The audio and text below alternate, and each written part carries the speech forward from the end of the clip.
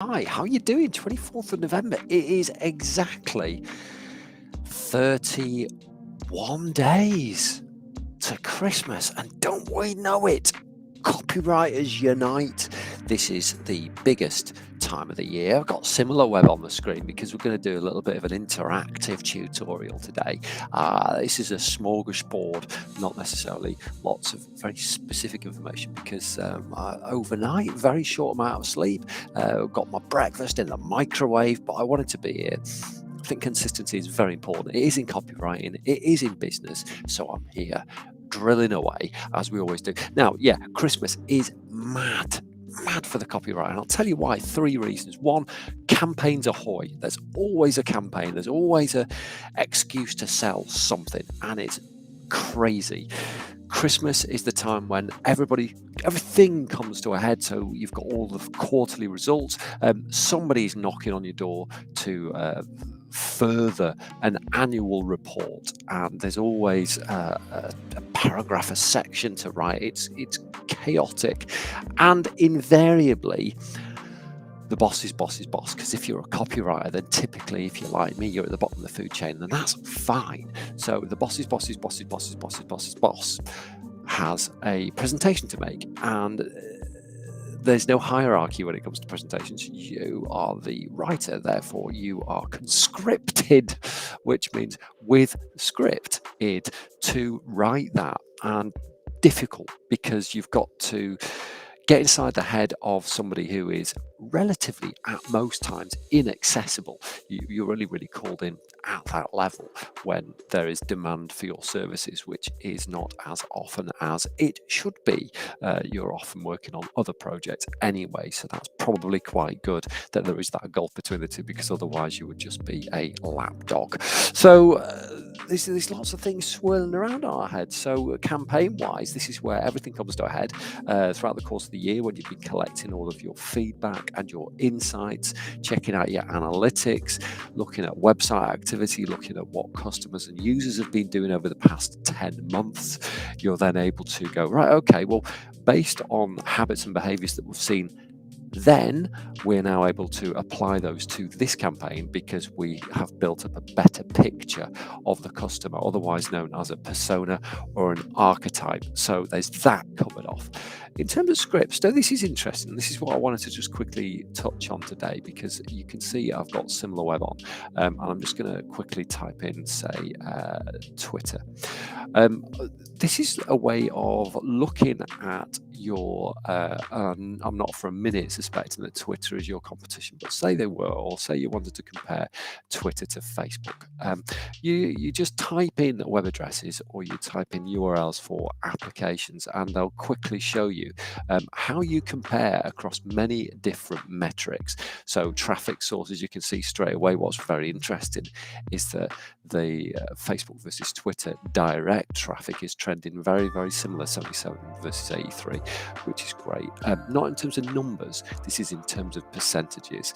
And there's a little bit of information there. Now, what these guys have done is they've kind of ratcheted back the amount of information that they're going to give you, but there's a handy bit of information there. Look at that dwarfed 6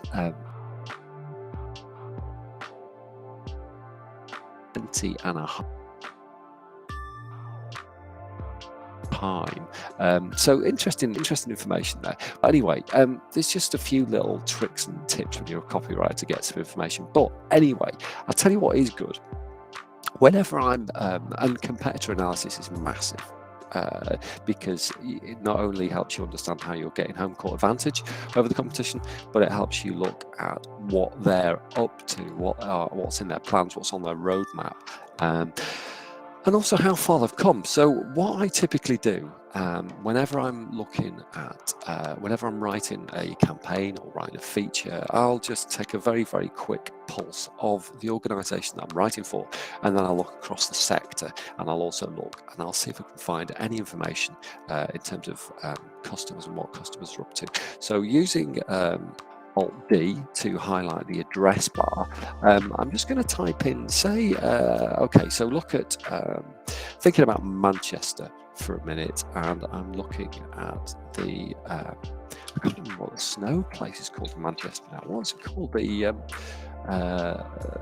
It's on Trafford Park, and chill factor, which strangely has an E in it. I've never quite understood that. I'm sure somebody can figure it out for me.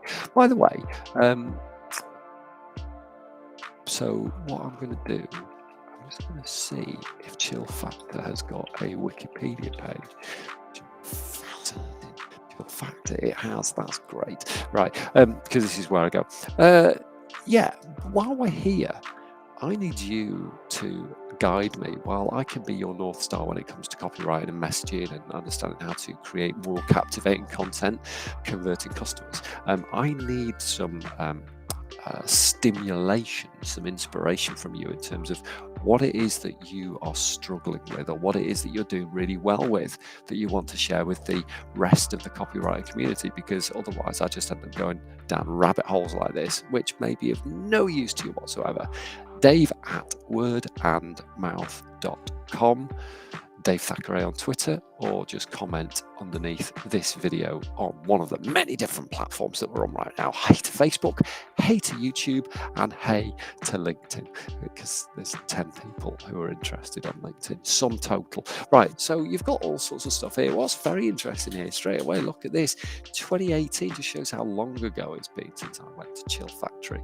Chill Factor E rebranded as Beyond, which is nice. And incidentally, Manchester on Trafford Park is building a fantastic, I think it's £250 million they're spending on it, aqua centre that's a bit like that one in Romania, which is like in a big dome. It's like a supersonic version of Centre Parks, which is magic. Right, so straight away we've got here, look at this, 2011, longest chain of skiers to travel 100 metres without breaking. I think that should be BRAKING. Longest chain breaking. Okay, yeah, that's fine. So Wikipedia is where I typically go to get the inside track, the full skinny on competitors in the market if you're at a certain level. If not, then what you can do is go a level up. So if it was like, let's have a look at, so for example, snowboarding. And I bet there's a shortcut for Wikipedia here. I'm sure there is. Snowboarding Wikipedia. Right, okay. So straight away we can find out everything we need to know. So if you want a crash course in a subject, either go to YouTube and check out and see if, ironically, there's a brand called Crash Course. See if there is a course on the subject there, or go to Khan Academy or Coursera, edX, all of these big multi-student online courses. If it's something more academic, but if it's something that's a little bit more consumer, a bit more B2C, then check out Wikipedia and see what's on there and pore over that. Spend half an hour on that.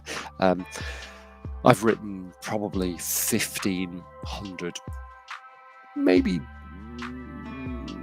150, let's be honest, articles over the past couple of months, all at Christmas. And eventually you get to a point where you've used up all of your experiences. Because experiences are such a powerful way to help people to feel empathetic towards a subject. So it's really important, going back to the god of copywriting, Joe Shugman, he always says that to live a rounded life gives you the best possible catalyst to be a copywriter. So do as many different things as you can, try as many different things as you can, go for walks in the morning, meet different people, attend different lectures, go to different bars. Everything needs to be about just trying different things and not getting caught up in a silo, because that's when you start having that sort of filter bubble and you're unable to see outside it and the writing suffers. So do as many things as you possibly can and experience as many activities and adventures as you possibly can, because they will give you the fuel to be a better copywriter.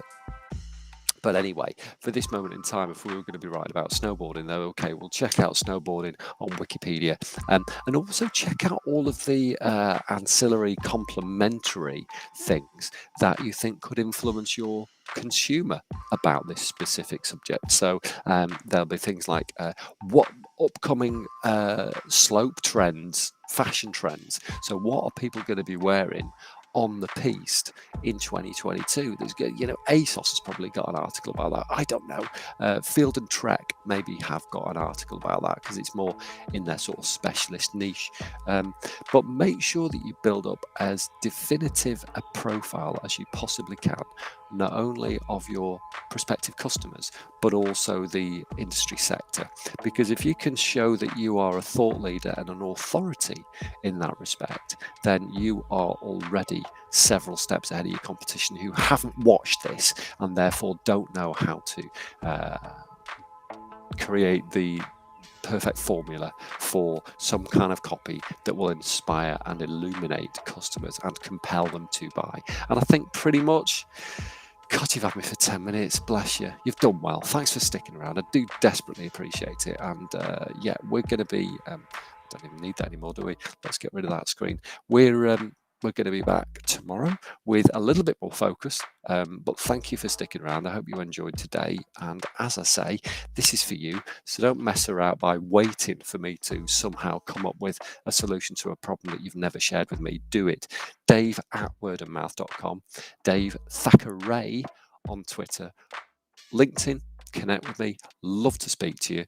And yeah, let's get clarity universally applied to the web. Let's make things straightforward. Let's make things simple. Let's make things clear. And most importantly, let's get results. I will speak to you